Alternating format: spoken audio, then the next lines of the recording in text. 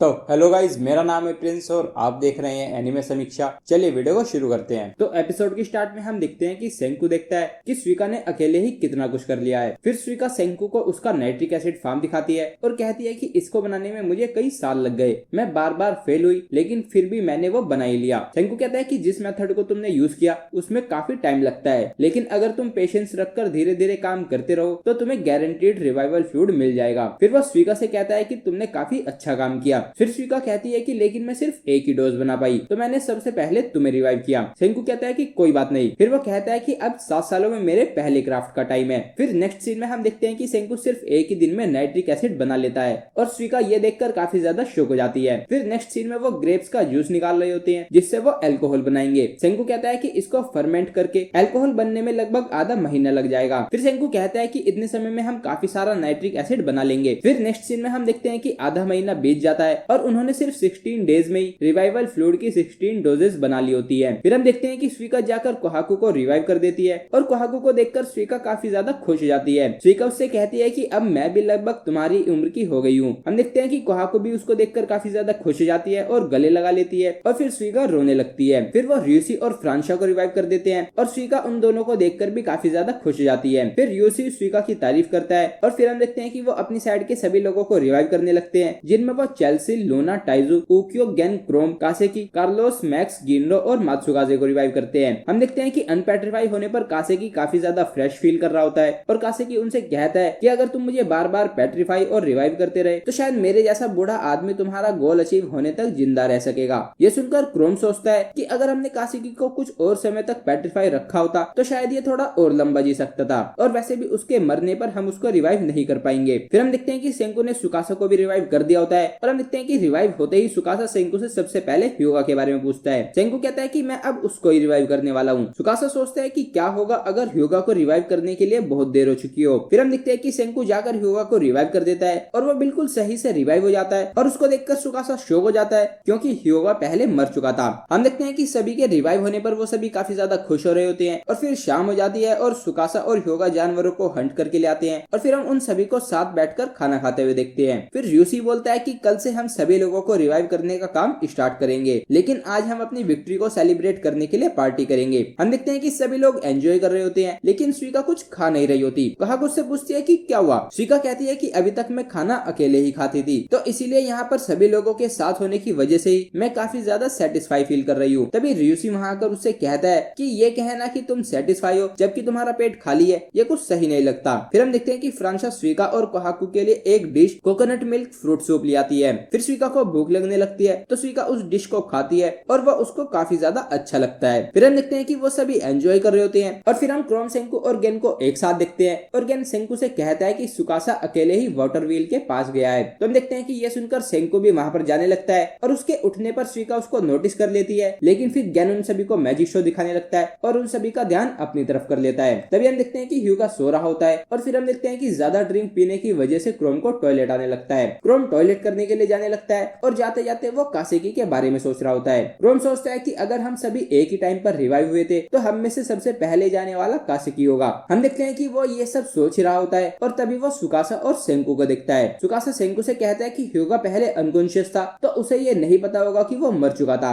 हम देखते हैं कि ये बात क्रोम सुन लेता है और शॉक हो जाता है। सेंकू सुकासे से कहता है कि अगर तुम ये बात कह रहे हो तो ये पक्का सच ही होगा। सेंकू कहता है कि मुझे ये पहले से ही लग रहा था क्योंकि तुम्हारे मेरी गर्दन तोड़ने पर और तुम्हारे फ्रीज हो जाने पर भी हम सर्वाइव कर गए थे। सुकासा कहता है कि सही कहा, पेट्रिफिकेशन मौत से बचा सकता है। फिर सुकासा कहता है कि अब इस मोमेंट से हम और पूरी ह्यूमैनिटी इटर्नल लाइफ की तरफ बढ़ रहे हैं। हम देखते हैं कि ये सब बातें सुनकर क्रोम खुशी से चिल्लाता है कि ये तो अमेजिंग है, अब कासेकी मरेगा नहीं। सेंकू कहता है कि शायद हाँ, और ये सभी उस वाईमैन की वजह से है। क्रोम कहता है कि शायद हम उसको गलत समझ रहे थे, क्या पता वो एक अच्छा आदमी हो। लेकिन फिर वो सोचता है कि उसने पूरी ह्यूमैनिटी को स्टोन बना दिया था। फिर क्रोम सोचता है कि आखिर वाईमैन चाहता क्या है। सुकासा कहता है कि हमें खुद मून पर जाकर उससे ये पूछना होगा। सेंकू कहता है कि अच्छा हुआ कि हमारे पास पहले से ही मून का टूरिज्म स्पेशलिस्ट है और फिर वो ये बोलकर जेनो पर रिवाइवल फ्लूइड डाल देता है। क्रोम उससे पूछता है कि क्या ऐसा करना सही रहेगा तो सुकासा उससे कहता है कि जब तक हमारे पास स्टैनली है तब तक ये कुछ नहीं करेगा। सेंकू कहता है कि अब तो ये मिलिट्री पावर्स की भी बात नहीं है क्योंकि इस वर्ल्ड के रूल्स बदल चुके हैं। फिर जेनो रिवाइव हो जाता है और उन्होंने जेनो को इमोर्टैलिटी वाली बात बता दी होती है। तो जेनो कहता है कि ये काफी एलिगेंट है लेकिन ये कितनी डिप्रेव्ड साइंस है जो नेचर के लॉज को ही वॉयलेट क्रिएट करती है। क्रोम कहता है कि तुम इसे डिप्रेव्ड यानी कि बुरा बता रहे हो, आखिर ये बुरा कैसे हो सकता है, अब किसी को भी मरना नहीं पड़ेगा। फिर क्रोम ये बात सभी को बताने के लिए जाने लगता है, लेकिन तभी सुकासा उसको रोकता है और कहता है कि ना मरना मरने के ही बराबर है और कई केसेस में तो ये उससे भी बुरा है। सुकासा उससे कहता है कि एक एंडलेस वर्ल्ड इमेजिन करो, वो प्लेनेट जल्द ही ट्रिलियंस ऑफ ओल्ड पीपल से भर जाएगा, फूड और बाकी के रिसोर्सेज एंडलेस नहीं होंगे और फिर वो एक ऐसा वर्ल्ड बन जाएगा जिसमें सिर्फ एक ही आदमी सभी लोगों पर रूल करेगा